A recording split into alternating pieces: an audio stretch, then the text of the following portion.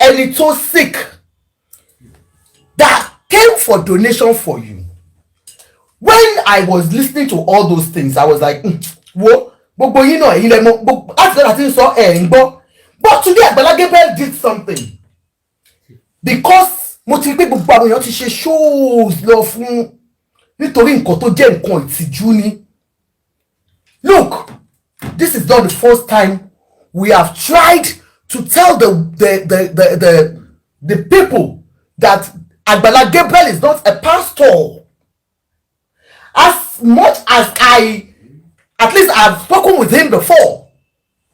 Tẹ́ bá rántí nígbà tí a ń ṣe ọ̀rọ̀ ìyá ìbejì ọmọ aráyé le, Agbala Gabriel kọ́ ló ní ìyá ìbejì ọmọ aráyé le o.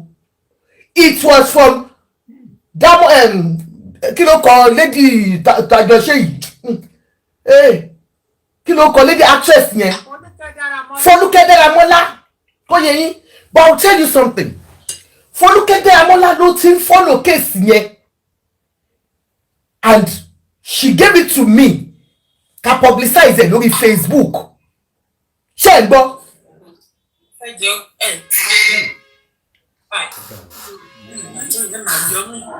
Ẹjọ́ àyànfẹ́ tó bá ti dé tọ̀bà tí mi ò tẹ́ má bá mi gbé wọn bọ́lẹ̀ ẹjọ́. Ṣó ti yé yín? It was Fọlúkẹ́ that said, okay, let's bring it to Facebook too. Òun ti ń ṣe lórí Instagram. Mo gbé ìyá ìbejì ọmọ aráyé lé sórí Facebook. Àwọn èèyàn bẹ̀rẹ̀ sí ń dá owó.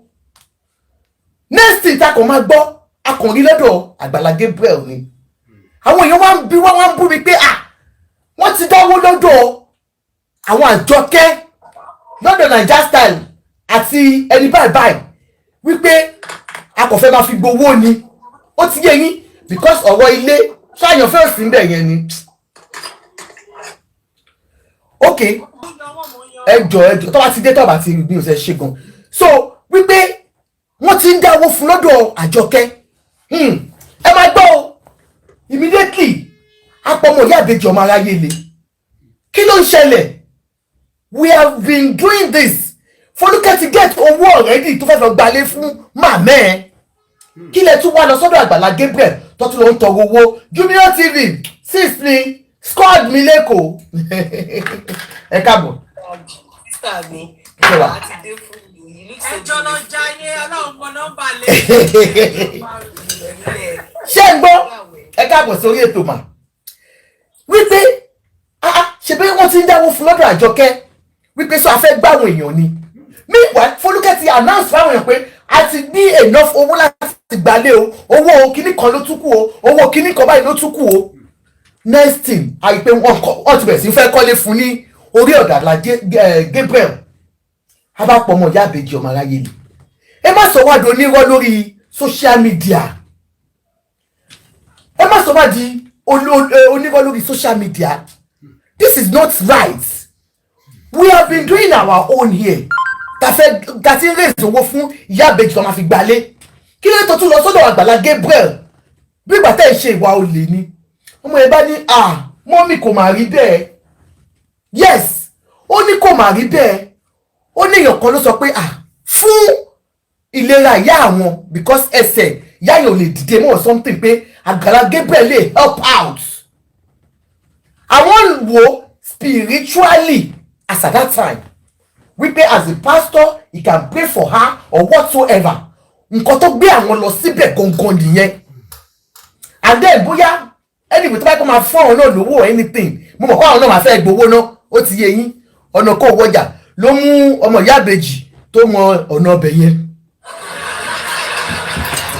So next thing ó láwọn dẹ̀ débẹ̀ first thing tí Agbala Gabriel tó bá wọn sọ was ọ̀rọ̀ ilé.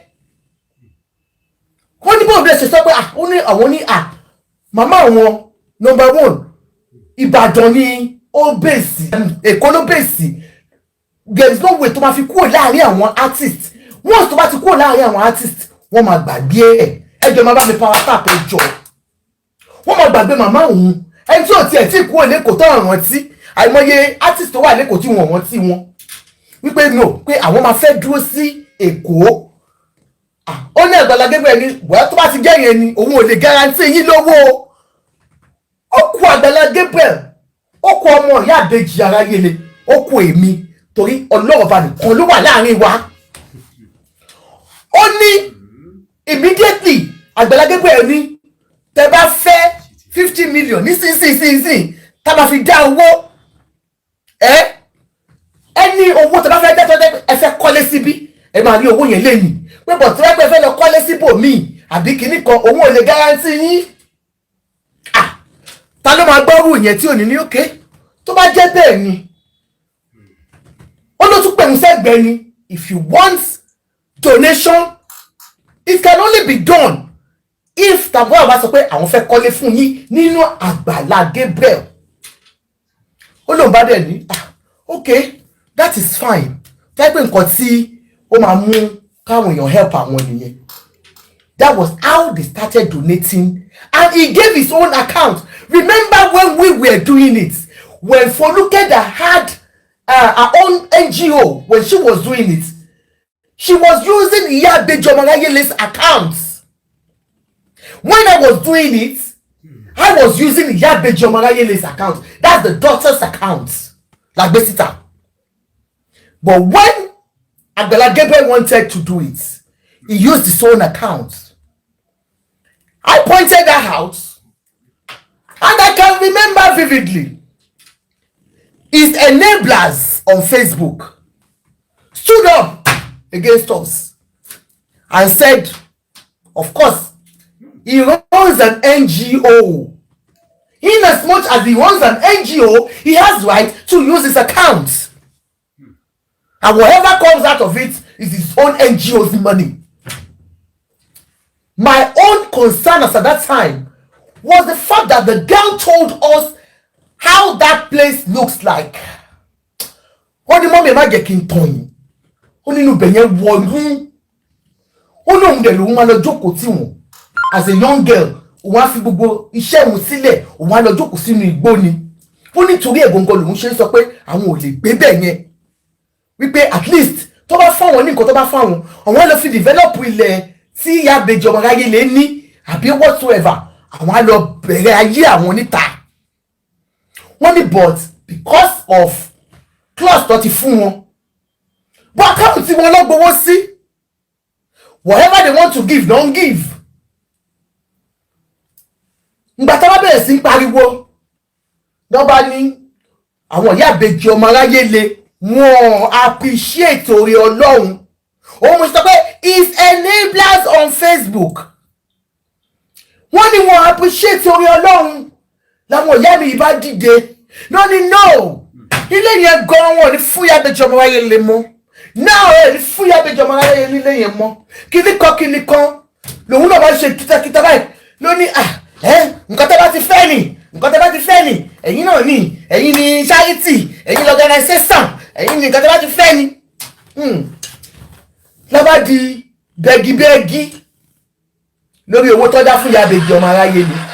Lọ́ba di bẹ́gibẹ́gi ní màá máa pe Agbala Gabriel lóru dádì ìwẹ̀ ẹ̀jọ́ Popsi ni mò ń pè wọ́n Popsi. Dádì ẹ̀jọ̀ ẹ má bínú, mo mọ̀ pa ti bí yín nínú sà, dádì ẹ má bínú, Popsi ẹ má bínú, orí Iya Beji náà fi dá owó yìí, ẹ má gbé oore ẹ̀ fẹ́lòmíì. Because àwọn tí ẹ ti sọ pé no ilé yẹn a máa fún charity ni, a máa fún organisation ni, a máa fún kábíyèsí ni, a máa fún ìjòyè ni. Hey, mo wá di Popsi ẹjọ́ dádì Olúwa kú máa fún yín ṣe, dádì ẹ má bínú, mo mọ̀ kán bí yín nínú ni dádì ẹ má bínú.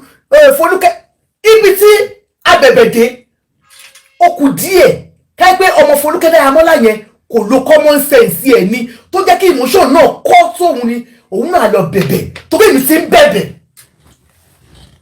Because I had to beg her to go and beg this guy. Lady yẹn wá ní àǹtí kí n lọ bẹ̀ for what? Number one, gbọ́ nǹkan tóun sọ wípé nǹkan tọ́mọ yẹn sọ fún òun pé inú igbó náà gbé wọn lọ. Òun sọ òun ò dẹ̀ jí sọ. Kò sí èkú tí wọ́n bú Folúkẹ́ Dáramọ́lá. Gbogbo àwọn tó bá wà bí wọ́n mọ̀. gbogbo yín jáde against Fọlúkẹ́ Dáramọ́lá ẹ bẹ̀rẹ̀ sí pé lórúkọ oríṣiríṣi wọ́n bú èmi náà ẹ mọ̀ pé ìwé ibú òtẹ̀ kì í so lára tèmi kí n fi ẹ mọ̀ pọ̀ bú mi torí mi ò tó èmi máa ń bẹ mo ń bẹ dáàdì ẹ̀ ṣáà má bínú pọ̀sí ẹ̀ má bínú dáàdì máa pè wọ́n lóru kò tún ní gbá aago tó bá tún máa gbá aago hello God bless you God bless you God bless you bí ṣe di n bá pè Fọlúkẹ́ kọ́kọ́ agree later she now called me her husband said she cannot go and apologize kóun dúró láàyè tòun kí Agbala Gabriel kó máa ṣe ìyá àbèjì lọ òun filẹ̀ fún wọn ọmọ yẹn lọ gba ilé because owó tó ti kó sílẹ̀ fún ilé wọ́n ti deposit owó ilé kí àwọn ìyá àbèjì tó tún lọ bá. Their intention was not to go and live in that place. Any small boy tí mo ń pè ní daddy táwọn náà ṣe é God bless you ma God bless you ma God bless daddy ẹ̀ ṣáà má bínú daddy ẹ̀ má bínú daddy ẹ̀ ti bínú daddy ẹ̀ má bínú. My dear, that was how they did it. When I asked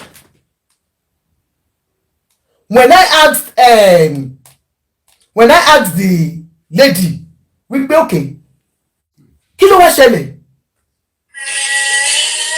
n bá kọ́kọ́ sọ nípa ilé ni pé ilé yẹn o ó dáa pé kìnìún ti ṣẹlẹ̀ please hold on guys hold on Ayọ̀fẹ́ ẹ máa sọ̀rọ̀ ẹ jọ̀ọ́ mo ń bọ̀ ẹ fún mi ní 1 minute ẹ máa sọ̀rọ̀ ẹ jọ̀ọ́ ẹ máa sọ̀rọ̀. mo kọ́lé mo kí gbogbo ọ̀rọ̀ tí àǹtí Àjọkẹ́ kọ wà láì àjọ wà ń bíbá ìlú náà ni ẹ jọ̀ọ́ Fisáyọ̀ kiri please can you mute.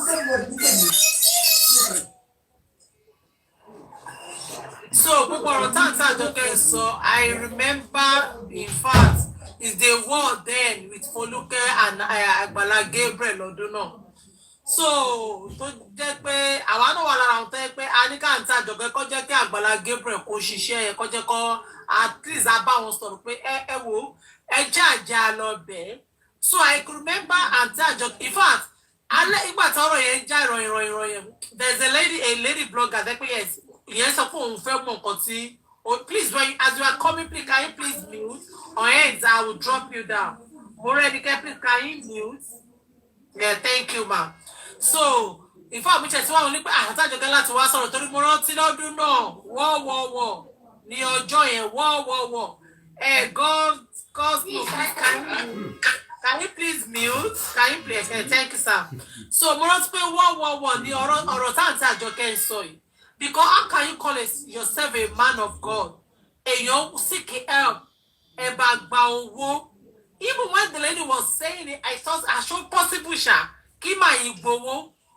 Until ìgbà tí Agbala Gabriel máa jáde, ó wá ní 8 nínú 2 million tó kọ́kọ́ gbà. Lady yan 850, ó lóun fẹ́ fi dáná. Ta ló yẹ kó sọ pé ìwọ tó nídìí ìrànlọ́wọ́? Please mute, Baba Angel, please, can you please mute? Ẹ má bínú sẹ́jọ́ bá my hands, I will disconnect you. Thank you, sir. Please, as you are coming, please, can you please mute, ma? Please mute. Don't tell by me to ma disconnecting. Can you please? Okay, thank you so much, ma. So, as I was saying, okay, somebody came for her. Èèyàn wá fún her, and they contributed 2 million, not your money. Òun Agbala Gabriel owó yìí. And èèyàn wá sọ pé òun fẹ́ ṣe Thanksgiving because the lady in question is 30 million she needed. She needed 30 million. One day raised 2 million. Nínú 2 million, ẹ tó kàn gba 850, ọ̀nà fi ń so oúnjẹ. Ṣé tẹ́lẹ̀ ní yóò bá wá fún ẹ? Ṣé wọ́n so oúnjẹ fúnra wọn tẹ́lẹ̀? Ṣé bọ́n náà tó bá wọn so oúnjẹ? Ẹ gba 850. I thought the lady was lying until when Agbala Gabriel, Pastor Agbala Gabriel, come to line láti wá clear the hair. Like, yeah, she paid 850 that. He was so happy. Like, I thought she would buy fún.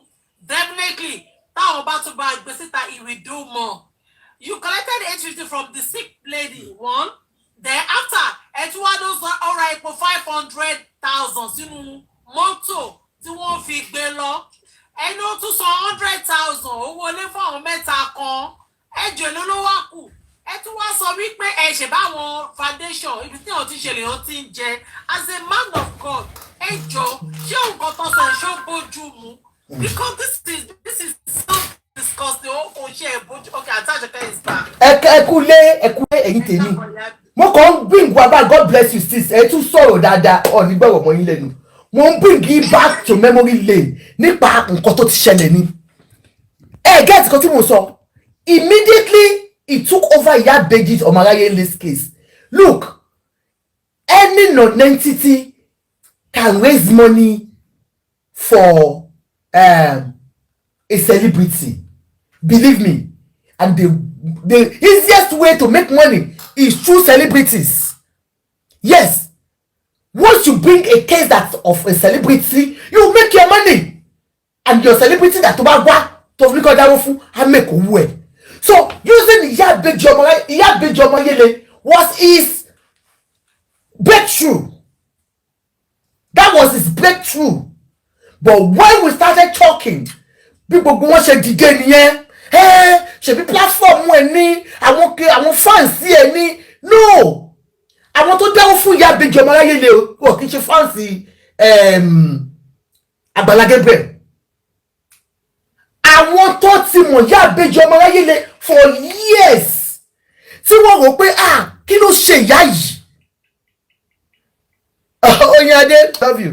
Kí ló ṣe ìyá yìí? Ẹ máa sọ̀rọ̀ lọ 1 minute ẹjọ́ ẹ máa sọ̀rọ̀ lọ. Ẹ má bínú. So, as Ajoke said, so the whole story she's trying to bring you back was lóòótọ́ ni àwọn tó dáwọ́ fún màmá yẹn because màmá yẹn she's a legend tó ti ṣeré tẹ́lẹ̀. So ìyẹn ló bring àwọn èèyàn nípa kí ló lè ṣe tó fi dá owó yẹn lọ́dún náà. Ìfọ̀ lórí ọ̀rọ̀ owó yẹn kó fẹ́ fàjà láàrin òun àti Rónkẹ́ nígbà tí àǹtí yẹn disclose pé bóyá ọ̀dọ̀ kìíní kan Agbala ló ṣàfẹ́ ó jà lo ọgbọ́n yìí nìke dẹ́ẹ̀ nígbà yẹn. Ọ̀rọ̀ tí Ajoke mú wa gbà ẹ̀yìn tó mú wa lọ it was damn true because mo rántí pé ọ̀rọ̀ yẹn fẹ́ fa wàhálà gan lórí ọ̀ tó sọ pé òkè ilé yẹn wọn ní gbé fún wọn mọ́ tó sọ pé àwọn fans ló dáwó kìíní kan lọ́dún náà wọ́n badge Folúkẹ́ Dáramọ́lá wọ́n badge sister Aunty Ajoke lọ́dún náà because she has to force herself to go and plead with this soul man called Pastor Gebu. So one law plead, and he was on top of the world then. If I go back and Ajoke, everyone seen it. Abba sister Ronke because not do not Arabia sister Ronke Omorosoni. No talk Omorosoni, but she was trying to say something that we couldn't get that time. But I know Aunty Ajoke knows better then because I want to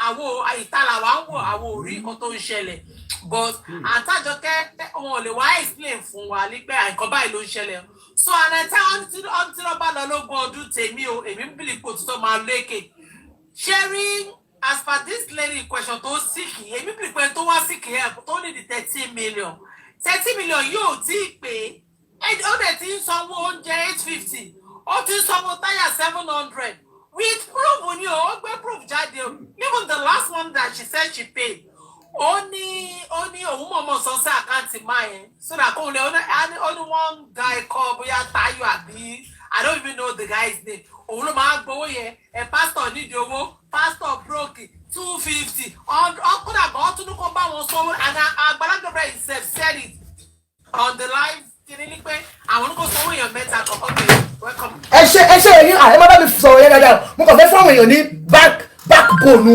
ọ̀rọ̀ tá à ń sọ ni ó ti yé yín. so next one tó dẹ̀ máa ṣe ó wá di pé wọ́n bá ní òun ló ní platform ó fi dé gbogbo àwọn tó dáwó fún Iya Beji Omoyele was because ó ti pẹ́ tí wọ́n ti rí woman yẹn gbẹ̀yìn wọ́n wò pé ìyàlélẹ́yìn wọ́n dẹ̀ rí ẹkún omijé ọmọ ẹ̀ àti òun ní gbogbo àwọn tẹ́ rí tó jẹ́ kínní Agbala Gabriel ti máa ṣe charity kékèké o but because of the fact that it was Iya Beji Omoyele that was why they donated that money and the people you saw on that platform were from our fans there for years ni so and because of that they became your own fans and they were paying into your accounts. Next thing Agbala Gabriel di pé nítorí nǹkan tọ́mọ ọmọ Iya Beji Omoyele ṣe sọ àwọn fẹ́ gba lẹ́yìn àwọn máa fún charity àwọn máa fún èèyàn kan àwọn máa fún ní gbogbo àwọn enablers wọn náà lọ ní ẹ jẹ́ kó ṣe kíní kan ẹ jẹ́ mo ní what ayé mà níkà o àwọn ń bẹ̀ wọ́n lórí àwọn platform wọn mọ́mísí ẹ̀jẹ̀ ẹ má bínú pọ́ọ̀sì ẹ má bínú ẹ jẹ́ kó fún wọn orí wọn ló fi pele orí wọn ló fi pele. That was how Iyabeji moved into that place tó ń gbé. And I'm 100% sure kò sí bó ṣe lè rí kò lè dàbí kán wà lẹ́kọ̀ọ́. But wọ́n ní kí la fẹ́ ṣe nígbà tó sọ pé tó ní property sọ pé nǹkan tí àwọn foundation bá sọ ní tí foundation bá sọ ní ta ni foundation nígbà tó bá pe orí èèyàn pé wọ́n dá owó fún èèyàn kan. And when Muideen's own came mo refer àwọn èèyàn back to Iyabeji Ọmọráyé's own. Mo ní Agbala Gabriel orúkọ ẹ̀ ló ń ló fi ń ra gbogbo àwọn properties yìí o. Ẹ tó bá dẹ̀ nílẹ̀ òun ló nílé o. Are you people sure? Because nígbà yẹn náà wọ́n ní tí Iyabeji Ọmọráyé lè bá dàgbàdàgbà àfitẹ́lẹ̀ mi bá wá gbé bẹ̀ wọn ò lè fi rẹ́ǹtì wọn ò lè talé. And so many of you scams that you call yourselves NGO. You're building houses for people in your own NGO's name. You are thief. Ole ni ole. It is unfair on anybody. Ẹni tẹ́ bá fi orí ẹ̀ gba owó tẹ́ pè ní pé yes mo gba owó lórí ẹ̀ Àjọkẹ́ owó mi ni kò ṣòwò foundation tó wọ́n kọ́ mi lẹ́ fi kọ́ ilé yẹn. Wàá kọ́lé fún èèyàn wàá wá kọ́ orúkọ foundation ẹ̀ sí wàá ní ó dìgbà kọ̀ọ̀kan tó san owó tó fún. No ọgbọ́n olè ló ń pè yẹn. Foundation ọlọ́run ẹ̀ kò ṣe nǹkan tó lè ṣe kò yọ ọwọ́ ni. Tó ẹgbẹ́ kọ́ bíyá building tó ẹgbẹ́ bí flats tẹ́ ń fún àwọn èèyàn sí tó bá sick tó ṣe it's a different thing. That's a general one. How can we bring Honorable Akeem Alabi into this place? The foundation needs serious auditing and investigation. Definitely 100%. We were calling for auditing for remember Hamid Bobo the man no ṣe wàhálà nbí. He was talking about it that time. We were call audit accounts. But what did you people do? During Muideen's case, you called us names. One jealous Agbala Gabriel ni. Mi ò lè jealous because bí ọmọ lórí fún mi, mo dẹ̀ pè ní daddy. Mo dẹ̀ kúnlẹ̀ fún wọn. Yes sir. Ẹ káàbọ̀ sir. Welcome sir. Yolo ni ṣòro. Why would I be jealous of him? And tọ́lọ̀ bá ti gbéga. A máa dúró tí kò ga ni kò ní wálẹ̀. And nobody can bring anybody down. Àfi tó bá wọn Ọlọ́run ọba. Ṣùgbọ́n you guys knew that bọ̀bọ̀ yìí ó ń cheat àwọn èèyàn ni. Muideen left your place because of the allegation that guy said. Hello, wedding Muideen. Bí gbàtẹ́ force ọmọ ọlọ́mọ kó kọ̀ ṣe wedding kó gbóbìnrin sí bí pé kó gbóbìnrin sí nìkan fún ẹ kó lè má wá jọ ní kò sí nǹkan mí bẹ̀. Because that was not a wife. Allegedly wọ́n ní Muideen ní káwọn tó ń ṣe ṣùkùṣùkù gbáǹgbá ẹnì yóò bá wúkọ bẹ́ẹ̀. Nìyẹn ṣe sọ pé láíláí I'm not going back to that place. Òun Muideen ó bẹ̀rẹ̀ sí ìná bí ọmọ ọwọ́ ó nà ẹni tó jù ẹ lọ lọ́jọ́ orí. Gbogbo wa sọ ń gbà yẹn wọ́n ní Muideen tí ọba lórí òkè ń pé we are too emotional. I'm disappointed in so many of us. Bashila Akaweto, there are things that we see and I'm go wrong. Come, Sheko wrong. Kí foundation kọ́ lòun ní foundation kó máa kọ́ ilé fún èèyàn kó gbowó lórúkọ this particular person. Iyabeji ni mo fẹ́ gbowó fún wọn ẹjọ́ ẹ bá dáwó fún wọn aláti kọ́lé fún wọn aláti ṣe kinní kan fún wọn wọ́n dẹ̀ fún ẹ ní owó kó fi kọ́lé fún Iyabeji wà wá kọ orúkọ tiẹ̀ sí. Wọ́n fún ẹ lówó kó fi kọ́lé fún Muideen wà wá kọ orúkọ tiẹ̀ sí. Who does that? And you don't think something is wrong in that? But because ẹ̀yin kan wà tẹ́lẹ̀ pé tó bá ti ní ọ̀rọ̀ pastor ẹ̀ máa pè sórí bí gálà ni. Who is a pastor? Èyí Ọlọ́run ni.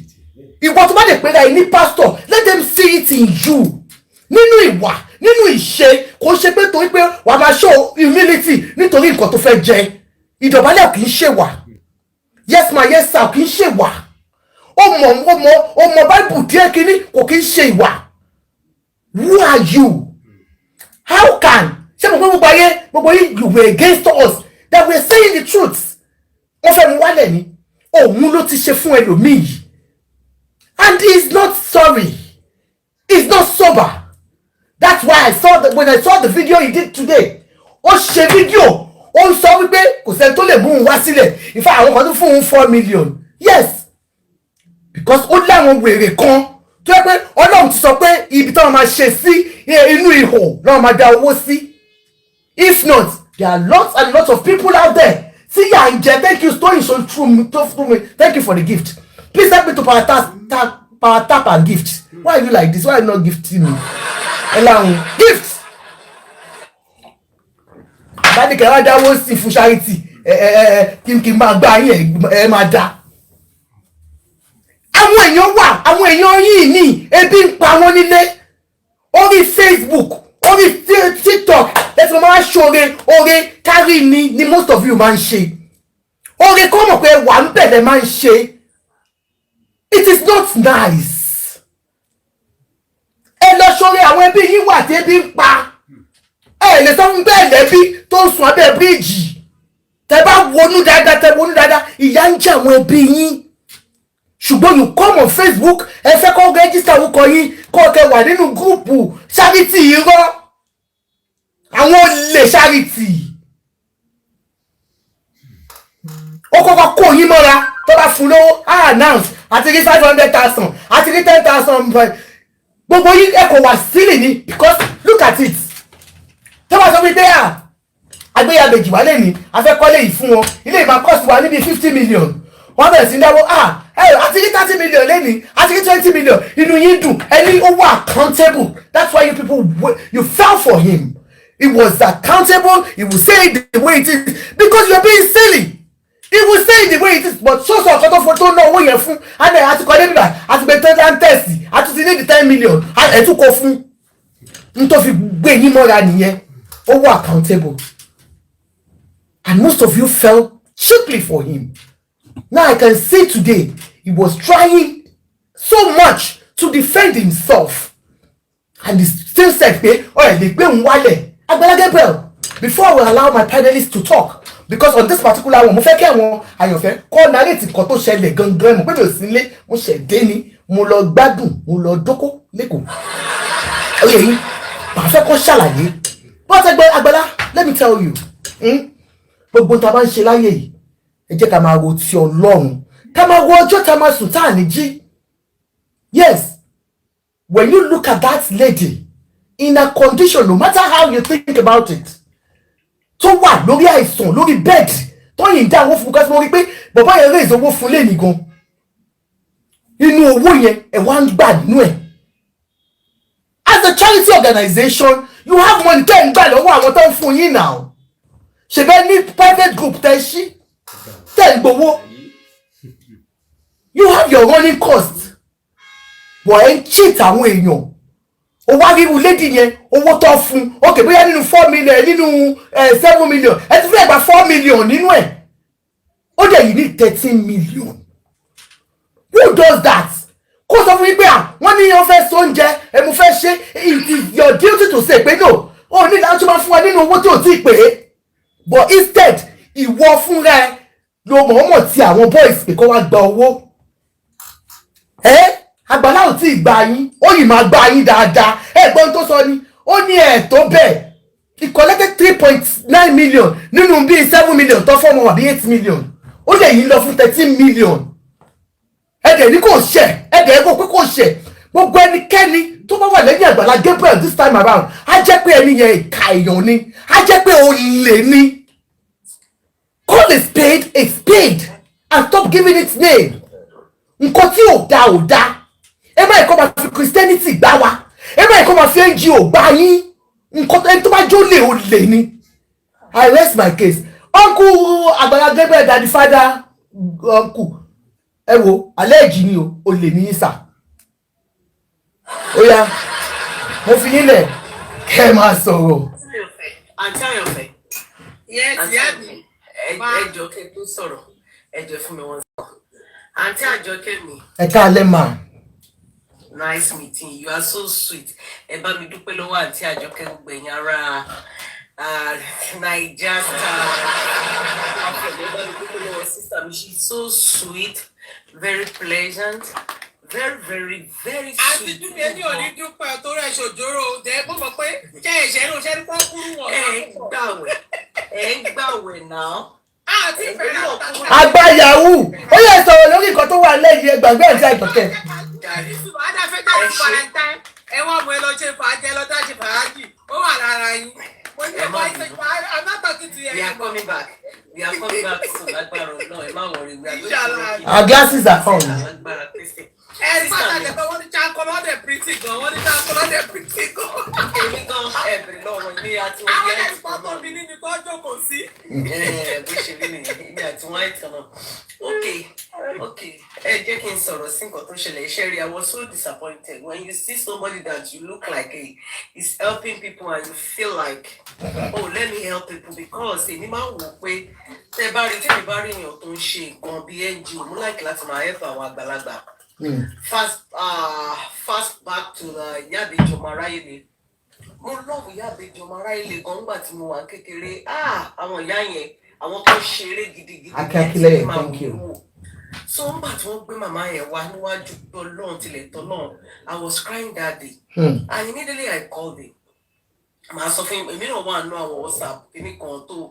So I called him. I said, Ìyábẹ̀jì ọmọ Aráyélé, I donated the money initially for the guinea. So I said, I want him to get somebody like a caregiver, that will be taking care of Ìyábẹ̀jì and I will be paying. Monthly paying, I will be paying. And he said, oh, okay, if you want me to do that, blah, blah, blah, blah. And I pay up front. He pay, okay, I don't want to disclose that, But the situation, I think they said he got one woman that time. Don't touch Ìyábẹ̀jì, and I started donating. But Sherry and me donate. I want to do things like in my own time, at my convenience. Inconvenience. You cannot inconvenience me because it is my own money and I work for it. You can't tell me time to use it and time to donate it, to donated it. So, and I started donating, but when, what's the name? I donated for the guy too, because I like to donate. Me. If I see somebody. But later on, I started like moving back a little bit because you like what's in WhatsApp me come out phone le àwọn kan wà tá fẹ́ fún lówó even oúnjẹ tó máa share I because mo rí pé àwọn arúgbó náà ń jẹun mi gbà yẹn and I did that. But what pissed me off, it really pains me, Auntie Ajoke. Ní ìjẹta ní ìtẹ̀ tí gbogbo kìíní mo ti ń gbọ́ tọmọ yìí díẹ̀ mo rí táwọn yẹn ti ń pariwo tí wọ́n ti ń pariwo mọ́ alára Agbala kíníkan. You now send the voice note again. Wọ́n kàn wà tá a fẹ́ ṣe pé lè send. Ó tún send ẹ̀ sí yín ní gúùpù. Ẹ play ẹ̀ fún wa ká gbọ́. WhatsApp me. And I'm using this phone. Okay. WhatsApp lower. I will send it to you so you can play. And who can what ta fẹ́ ṣe, ta fẹ́ sọ. Mo ko ṣe máa ìgbádùn. Wọ́n pay, wọ́n donate. They donated money for somebody at challenging time. 40 pounds. Ẹ̀dẹ̀ ní ẹgbà 800,000 ní owó ọmọ ọlọ́mọ ẹ̀dẹ̀ ní kó máa fún àwọn ènìyàn tó jẹ́ pé ó yẹ kẹ́yìn gan wò pé bóyá kí n ta kankan kí n fún. You understand what I'm talking about? Ẹ̀dẹ̀ tó gba owó lọ́wọ́ ọmọ ọlọ́mọ and I did not believe it. Honestly, I did not. Auntie Ajoke, mo wò pé maybe they are lying on me. Until he came out again himself.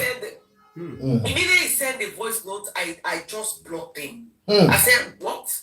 I blocked him. I said, once you come to my was I came as up and come in, but the source perfect for our colo, and one came Marco, daddy, he must shake in so I blocked him.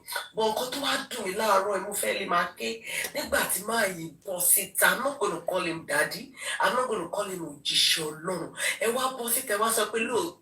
Somebody said she want to donate 800,000 ẹ̀dẹ̀ gbà lọ́wọ́ ọmọ lọ́mọ ẹni ìgbà tẹ́mi náà bá a lọ sí hospital èmi náà gbé mọ́tò mi lọ èmi náà ṣe kíní kan mo wá wò pé Jesus Christ tí gbogbo wa tiẹ̀ sọ́pà ń tẹ̀lé yìí ṣó gba kọ́bọ̀ lọ́wọ́ àwọn èèyàn ẹ̀dẹ̀ ń lo ní orúkọ ẹ̀dẹ̀ ní NGO. What kind of NGO is that?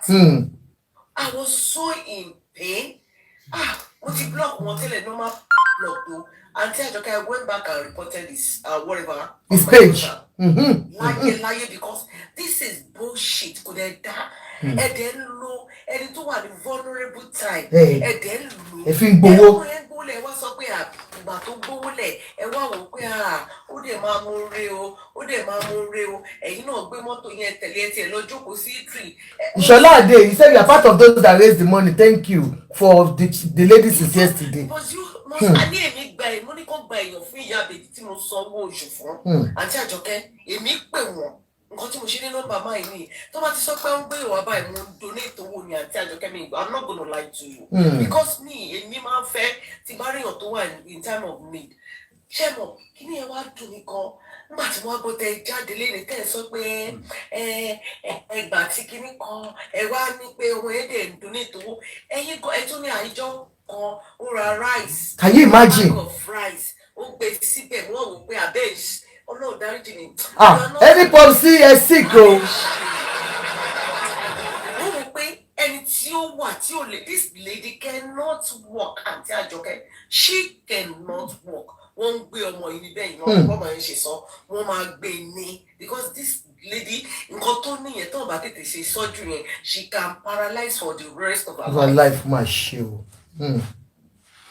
Akim tó dẹ̀ ràn yín lọ síbẹ̀ ó wò pé platform wọn ò lè gba owó yẹn tó pọ̀ ń gbà yẹn. Look at Akim yesterday the guy collected 6 million over 6 million for this lady.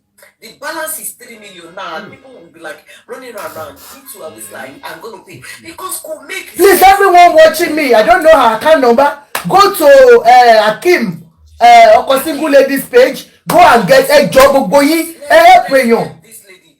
Once you know that person is, you know, because everyone got to feel better in low account see àwọn èèyàn. Torí wọ́n ní pé ó ti cast òun láti máa lo account ẹ̀. Ó wá fún wọn l'account àwọn tó ń gbé wá.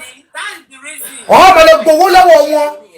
Auntie Ajoke ẹjọ ẹni tó bá lè fẹ́ donate ẹ bá wa lọ sí account single ọkọ àwọn single mommy àbí mi mọ mi ṣàmọ ẹjọ single mother ẹ bá wa lọ síbẹ̀ kẹjẹ ká máa donate to go for it. This is people that you can help and your prayer will be listening. Bẹ́ẹ̀ni. God will listen to your prayer. Irú àwọn tó yẹ kẹ́ ẹ donate to chicken náà bọ̀. Want to donate 10 million. Why don't you need 3 million? Why you need 3 million? Ọmọ kan sọ ní pípẹ́lẹ́ ní àná wọ́n ti donate 10 million ọ̀nà ní ìlú 3 million tó máa fi pé. Ó tó máa fi pé ẹjọ́ nítorí ẹlẹ́yìn tó bá fẹ́ jẹ ẹjẹ́ ká lọ sí page Akim ká lọ help lady she need our help she really needed our help please so nǹkan tí mo sọ ni mo wá padà lọ sí page yẹn Auntie Ajoke mo lọ blog ẹ̀ mo dẹ̀ report ẹ̀ pé you are not a man of God. Man of if you want to focus. face your NGO face the NGO if you want to face your church face church ẹyẹ bojú àwọn èèyàn gidi jẹ bí a ṣe ń sọ inú àṣírí àwọn òjíṣẹ́ Ọlọ́run tó ẹ pé ẹ̀yin ó sì lè fọwọ́ sọ̀rọ̀ pé this is the man of God. Kí ló dé tẹ̀ ń ba ìgbàgbọ́ jẹ́ kí ló dé tẹ̀ ń bà wá lójú jẹ́ náà. And you said mommy you will say mommy yes it's good to respect a man of God to call him daddy but Agbala Gabriel ẹ ṣe nǹkan tí ò dá ẹ ní ìdàtí tó bá níwájú Ọlọ́run. Ó tún wá jáde ó tún wá ń ṣe kándaganda because ọmọ nǹkan tó fi fún láyè Aunty Jumi nǹkan tó fi ráyè sọ̀rọ̀ lẹ́nìí ni pé nǹkan tó ti ṣẹlẹ̀ nígbà tí Muideen ló tún ṣe pé tóun lè mú yẹn jẹ because it was so glaring that ó kò fẹ́ gbálẹ̀ bọ̀bọ̀ yẹn ni. Because the lady has the evidence. Ó dẹ̀ transfer back. So kò ní ìwé tó ṣe máa deny evidence wà tó ṣe gbowó. Nígbà tí ìyá àbèjì yẹn wo èmi fúnra mi mo jáde sí mi I want to be paying for ẹni tó wà máa tọ́jú ìyá àbèjì because àwọn ìyá tó múnú àwa dùn bàtà wà kékeré nìyẹn àwọn èèyàn tó ṣeré tó fara ṣe. Wàá fẹ́ you said leave the man alone you are a thief ó lè ní ẹ́ ìwọ tó ń jẹ́ wàá fẹ́ yẹn you are a thief ó lè ní ẹ́ for saying leave the man alone which man? Èèyàn ṣe nǹkan tí ò dá ìṣe tí gbogbo yín kẹ́kẹ́ sọ nǹkan tí ò ṣẹlẹ̀ ní ìlú tá a wà yìí nìyẹn when you have done something wrong people will say it kò dá ẹ nílé sòótọ́. Kì í ṣe tọrọ àti believe pé àwọn òjíṣẹ́ Ọlọ́run ni wọ́n ẹ ti gbé wọn ga ju Ọlọ́run lọ ẹ ti gbé wọn ga ju ilé yín lọ ẹ ti gbé wọn ga ju family yín lọ ẹ ti gbé wọn ga ju ayé yín lọ. Auntie Ajoke mo sọ fáwọn èèyàn kan mo ní could you believe pé bí mo ṣe travel yìí tí mo lọ sí Nàìjíríà mo ní mo máa lọ bá mo máa lọ mo lọ kíní kan mo máa lọ pray ní ìlọbì kankan and God listening I have a lot of testimony nígbà tí mo padà délé That is what they call God. Because ìgbàgbọ́ mi ló mú mi lára dá. Mo ní àmọ́ lọ sí ìgbà máa lọ àwọn tí mo pray lọ lórí wọn náà láì mo ní máa dé ká máa dé gbá but mi lè lọ now because I have a lot of stuff to take care of. But guess what? Ìyẹn ò ní pé mo dẹ̀ ní wọn náà mi lè lọ mo jọ jẹ́ kí ìgbàgbọ́ mi mú mi lára dá. Ìgbàgbọ́ mi dẹ̀ mú mi lára dá fún so many things. So ẹ jẹ́ kí ni ẹ dùn mí gan àti Àjọkẹ́. Ẹ send the voice note yẹn sí mi kí n play fún gbogbo aráyé. Ẹ ṣáà mọ fún ìyọ̀dá sí Nàìjíríà ní kẹsẹ̀ ẹ̀ dẹ̀ sí. Ẹ ṣe gan ma. Ẹ ṣe ma. Kẹ́lò mi sọ̀rọ̀. Àníṣe ṣe rí òṣùwọ̀n ẹ̀ ó ti pé òye yìí kò lè ṣiṣẹ́ ọmọ kékeré yahoo. Definitely nǹkan tó ń ṣe fún. I can bring you up now. Ìṣọ̀lá Adé, we can play it. Which one? Tí gbogbo wa bọ̀ ń bàjẹ́ lọ́dún mo lè rántí àti Àjọkẹ́ tí gbogbo wa bú. Bẹ́ẹ̀ni. The lady came, she apologized then, she played. Thank you, Giftas. Ẹ má bínú ìgbà kan torí pé a fẹ́ gba ilé kókó lè rí ilé gbà pé dákẹ́ ìyẹn lọ bẹ́ẹ̀. Muyideen náà tún ṣẹlẹ̀. Ẹ wo ẹ má bínú ẹ jẹ́ àyànfẹ́ ẹ jẹ́ kí sáyé dá yín lẹ́nu dúró ẹ má bínú o. Wọ́n ti fẹ́ play fún yín yìí wọ́n ní àwọn tó wà ní gúùpù ló tún sẹ́ǹdì ní Àgbàlá sẹ́ǹdì ẹ̀ sí lánàá o ìjẹta ní gbogbo àṣírí wọn tú o ó tún yìí bẹ̀bẹ̀ lánàá ẹ máa gbọ́ o. Láàbíyà fún yín lórúkọ Jésù ìránṣẹ́ Ọlọ́run ilé Gabriel Adémọ́lámùsọ Agbala Gabriel wọ́n gbàdúrà ojú kì yóò tì yín kó tó tí ọ̀tá gbẹ sílẹ̀ wọ́n máa jẹ́sí fúnra wọn. Wọ́n gbàdúrà ilẹ̀kùn àánú tẹ̀ ń kàn Ọlọ́run kò ṣe fún yín. Agbára láti tẹ̀síwájú Olúwa kó yọ̀ǹda fún yín. Ilé ìkẹyìn yóò sàn ju ti ìṣáájú rẹ̀ lọ. Wọ́n gbàdúrà ayé ò ní mú ọ̀tá ò ní rí mú òkùnkùn ò ní rí mú lórúkọ Jésù Kristi ẹrù ogun ọ̀run dáná sun láti òní lọ ayé yín kó pe ẹ̀rí ńlá jáde láti òní lọ ayé yín kó pe ògo jáde nílùú yẹn Ọlọ́run kó fààyè gbà yín kẹrí ànúgbà kẹrọwọ́ mú kí ojú má tì í in the name of Jesus. Ìránṣẹ́ Ọlọ́run ni o Agbala Gabriel àwọn tójọ́ mẹ́ta WhatsApp náà restrict wa díẹ̀ láti máa receive messages because at a lot of messages one be by close to 70,000 chats but thank God we've come over it. Mo kàn fẹ́ rán wa létí tí àwọn arúgbó àtàwọn òkúta máa ń ṣe níparí oṣù. Gẹ́gẹ́ bí Bíbélì ṣe sọ pé ká máa rántí àwọn opó wa ní ìbànújẹ́ wọn. 5,000 la máa ń fún wọn. 5,000 la máa ń fún wọn ní ìparí oṣù bẹ́ẹ̀. Sunday ọ̀túnla yìí la máa ṣe. Sunday ọ̀túnla yìí la máa ṣe. Which is on the 1. Mo fẹ́ rò wá ẹ̀tọ́ jẹ́ ká jọ ṣe ilẹ̀kùn àná ṣe fún yín ẹ̀ ní wálẹ̀ ojú ò ní tì yín. Pásítọ̀ o a ó yọ ẹ́ o àmúṣán o a ó yọ ẹ́ o àfọmọ tìyẹ́ òun bá a sùn àfọmọ tìyẹ́ òun bá a sùn pásítọ̀ o pásítọ̀ o a ó yọ ẹ́. ṣáà yìí kan tó kọ́kọ́ gbé wọlé ní orúkọ Jésù ìwálé tì gbàgbọ́ tó bá wá gbogbo ẹ̀ ló máa tètè gbogbo. Next thing ó kọ̀ jù ní fọ́múlà Igbos ẹ má gbàgbé owó tà ń dá fáwọn àwọn arúgbó wa ẹ jọ̀ọ́ ẹ bá wa mú wá a máa sọ̀rọ̀ lẹ́yọ kọ̀ọ̀kan ń tó fi ń kọ́ yín lónìí ẹbẹ̀ jẹ ni wọ́n ó lè ó yẹ sọ̀rọ̀.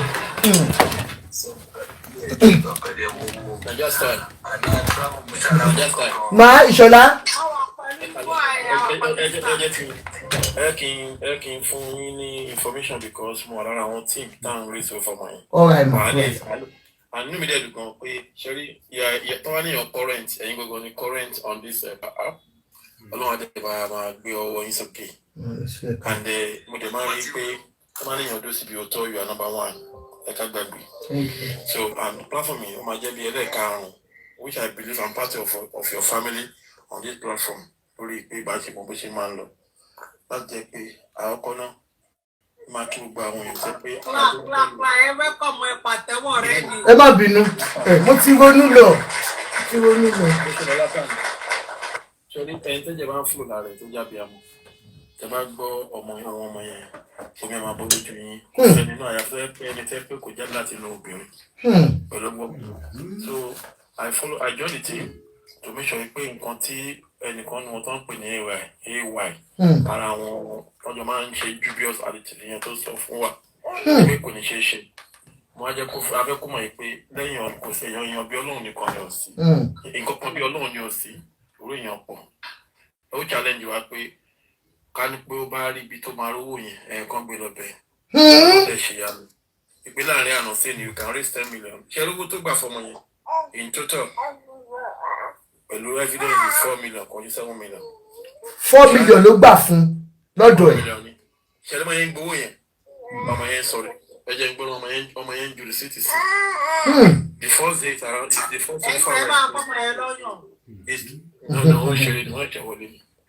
Wọ́n dẹ̀ ti fi àwọn lẹ̀ wá. Ẹ máa sọ̀rọ̀ ní ọmọ bébì. Ẹ máa gbà mí bẹ́ẹ̀. Ẹ máa sọ̀rọ̀ lọ. Genius sir. Ẹ má bínú. So mo kàn fẹ́ fún wa ní káwá play nǹkan tí Gabriel sọ láti fi kàńtà nǹkan tó mọ̀ yẹn sọ. Káwá jọ analyse and I know you are very good in analysing and our good people here. We can now analyse. Máa wo àwọn afọ̀rọ̀ yẹn a máa fi wí ọ̀rọ̀ ọmọ yẹn. Now ṣẹ́rí ọmọ yẹn kò yẹ kó lọ bẹ̀ fúnra rẹ̀.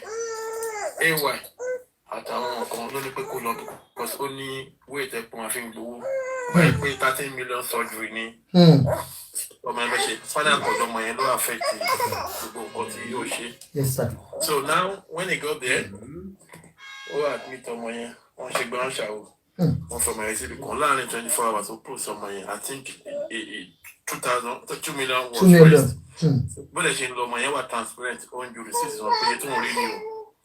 So gbàdúrà fi jọ bí jọ kẹrin ó yẹn ti lọ bí láàrin ọ̀sẹ̀ kan ṣáà ó yẹn ti lọ bí 4 million. Bọ́yẹ̀ bẹ̀rẹ̀ sí máa play hanky-panky pẹ̀lú ọmọ yẹn. The girl was ọmọ yẹn pẹ̀lú gbogbo nǹkan tó ṣe so brain ẹ̀ kò kankan affect brain ọmọ yẹn. Very young beautiful lady ọmọ kékeré bẹ́ẹ̀ wọ́n á bẹ̀rẹ̀ sí máa gbowó yẹn wọ́n yẹn ti AY lọ náà ti AZ lọ níjọ 300 wọ́n fẹ́ ra táyà. Wọ́n fẹ́ ra táyà. 700,000 ní táyà 700,000. But ọmọ ẹni pé ó ló ṣẹlẹ̀ nǹkan tó wá wọ́n gba 50,000 wọ́n ní kó lọ dash máa yẹn ìyẹn ni attention tì níwájú gbà ọmọ tó wà lórí ààrẹ wọ́n ti lọ ní o tẹ́bàdé ọmọ yẹn rí pé wọ́n ti lórí trolley wọ́n ti lórí bed sick bed wọ́n tó wọ́n yẹn. Tẹ́bà wo kinní yẹn àyàfi ọ̀tá Ọlọ́run bí àwọn wèrè tó ń comment ẹni kan blog dànù ló máa sọ pé mẹ́ kò yẹ kó happen tó bá jẹ́ pé èèyàn gidi ní apart from pastor kan sọ pé ẹni tó wà lórí ààrẹ ìfẹ́ fún yàn lówó. Better than everybody, but come on, we want to raise 13 million for you. Till they be kokon. Omo wan send the phone around you the caterer every week 500,000. Then the worst part, we only lost it because and that is where we watch about telephone for through the social media. I'm going to pala lowe. More the promise. Because there's evidence and the receipt. Transfer will see. To the shadow cotton solar. Ó lè bóyá òun mọ̀rọ̀ sọ kò lè mọ̀ pé ṣe rí nǹkan mí ni wọ́n máa ń ṣe. Tí ò ní ṣe mí mọ́. That's a receipt which pẹ̀lú àwọn èké gbogbo wa máa ju sórí social media. The question ti gbogbo máa bí tẹ́yìn náà máa gbé ni pé owó ìṣe ọmọ yẹn ra ṣe ń gọ́ọ̀mù lọ́wọ́ ẹ̀ ní àbúrò àgé ìtura. Owó tó máa ń transfer with his own name to him. Ṣé ní gbogbo táwọn èké wà èké ń gbà yẹn? Ó máa ṣàlàyé ibi tí mi sọ pé mo nǹkan tó ń sọ yẹn ó máa different. Inú mi dẹ̀ pé ní orí program yìí lálẹ́ ẹgbẹ́ àdèmà analyse right ìgbà tó wá tó ṣètò gbọmọ yẹn ó wá gbọmọ yẹn ó yáwó lọ́wọ́ ẹ̀ wọ́n ní olúwa àwọn náà olúwa àbíkẹ́ máa. ọtí olúwa ẹgbẹ́ bí sùkú ọ̀nkú ìṣọ̀lá ọ̀nkú ìṣọ̀lá